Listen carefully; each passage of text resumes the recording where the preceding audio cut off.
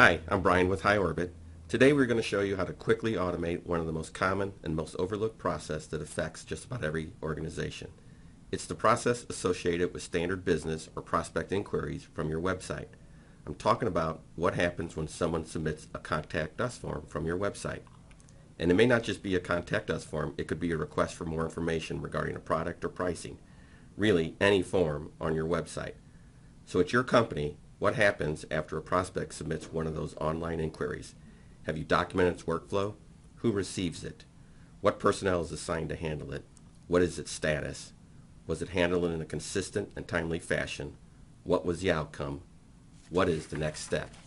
And really the important question is, does management know a business lead came in and what happened to it? Historically, these web form submissions do nothing more than send an email. It may be sent to a specific person or a group or a department, but it is still just an email. Right away, you have a problem. You truly cannot answer any of those questions. There is no accountability. Since no workflow has been documented or agreed upon, you have no consistency. It most likely is inefficient, and the prospect is now questioning the professional nature of your organization. An opportunity has been lost, and management may have never known it even existed. HighOrbit can help you fix all that with our easy-to-use workflow automation system. The best part about automating these types of processes with the HighOrbit workflow automation system is it is so easy.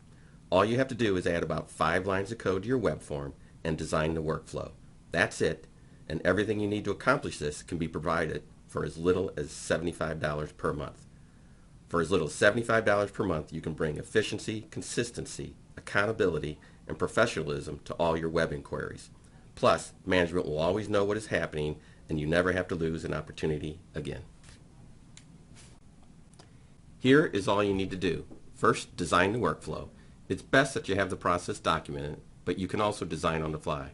For the purpose of this video, we designed a process beforehand. This is our drag and drop graphical workflow designer. I have opened the new prospect web inquiry process included with a starter kit that comes with our free trial. It took me about an hour to design, test, and deploy this process. It may be a bit more complex than what your average small business may need, but it's a perfect example of what you can accomplish in a short amount of time. Let's quickly review this process design.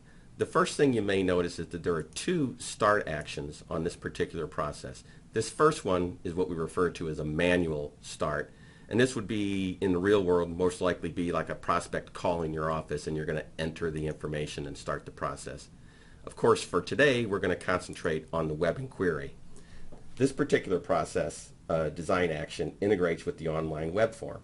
Upon submission of the web form, this action initiates the workflow and brings in all the data from that form. In this particular case, in this workflow, as we flow down this way, once the form is initiated, it assigns a task to the sales supervisor who reviews the prospect information and assigns the salesperson. He then clicks this button and it moves down to a task assigned to that salesperson who basically qualifies that prospect. After the prospect is qualified, the process goes into what most people would refer to as a real traditional sales follow-up loop. You follow up until the prospect either buys or dies. In this particular case, this prospect or this sales rep can also leave this process and call a quote process where a quote is created, reviewed by management, and approved before the sales rep sends that quote to the prospect. And of course, if the prospect is sold, the sales rep can also move out of this process into a new customer process. Of course, this is just one example, and any alternative workflow design can be fulfilled. Next, we need to add the web API code to our web form. Here's the web form we're using for our presentation today, and I'm going to view the source, and I'll come down here, and right here is the little bit of code that is added to this web form. It took one of our web form designers about 15 minutes to add the code and test the submission of the web form. And you can also find complete documentation for the web API in our resource center. I'll open that real quick and you'll see how simple this is. The entire web API guide is less than a page long, and basically pretty much anyone with a minimal amount of experience with web design can take care of adding this web API to your form. Okay, now that we've designed our workflow and added the web API code to our web form, let's see how all this works. So here's that web form that we were showing you a little bit earlier, and I've pre-filled in the fields, and I'm going to submit this web form. Behind the scenes right now, what's happening in our process is this web API has been initiated, and it's followed down this particular leg of the process, and it has assigned a task to the sales supervisor. This particular design action also sends an email notification. And here's an example of the email notification that would go to the sales supervisor, and it gives a little bit of information about the task. And you'll also notice down here that there's a work task and view task button. If you click the work task button, you can actually, it'll be taken directly to the task. It kind of forgoes forcing you to log into the system and takes you directly in to work on the task. Since I'm already logged into the system, I'm just going to come to the task list dashboard, and you'll see that this task has already been created. It's sitting in my task list, and you can kind of also see there's a little bit of information about the task that we got off the web form, and it is assigned to the sales supervisor. So I'm going to click on this task to actually work on it, and you'll see the task/form is rendered, and you'll also notice that this is all the data that was on that web form that we submitted. And down at the bottom, you'll see that we have some action buttons, the cancel process and the salesperson assigned button. If I come back to the design, you'll notice that these buttons are the same of what I have designed in here. I have a cancel process button and I have a salesperson assigned button. So if I come back to my task, I'm going to choose that salesperson, and I'm going to assign this to John Scarpa, and I'm going to click the salesperson assigned button.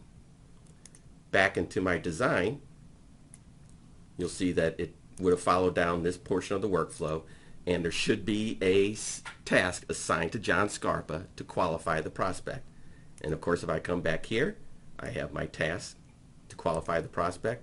You'll see that it is also assigned to John Scarpa, and if I was John Scarpa, I would have also gotten an email notification.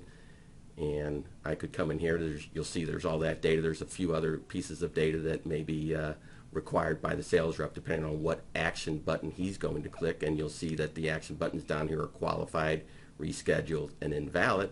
And again, back out into our design, we have the reschedule, we have the invalid, and we have the qualified prospect.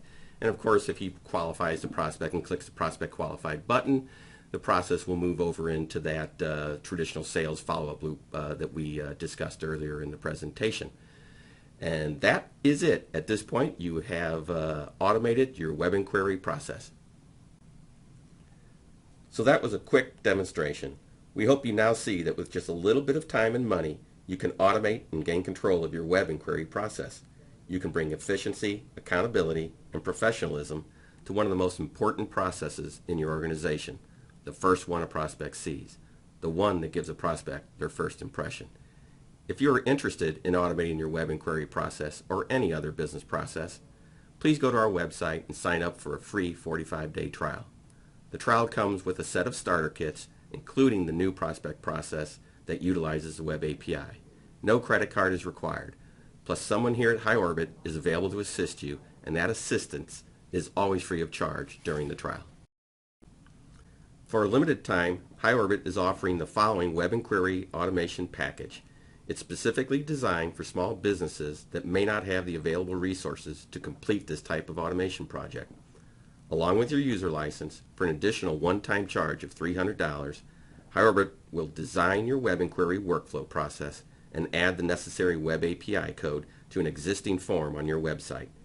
If you don't have a form on your website and need one, HighOrbit can also design and even host that form for an additional charge. Thank you for watching this short how-to video. We hope you found it informative. If you have any questions, please call or visit our website and submit a Contact Us form. One of our team members will contact you within 2 business hours. Thank you again for your time.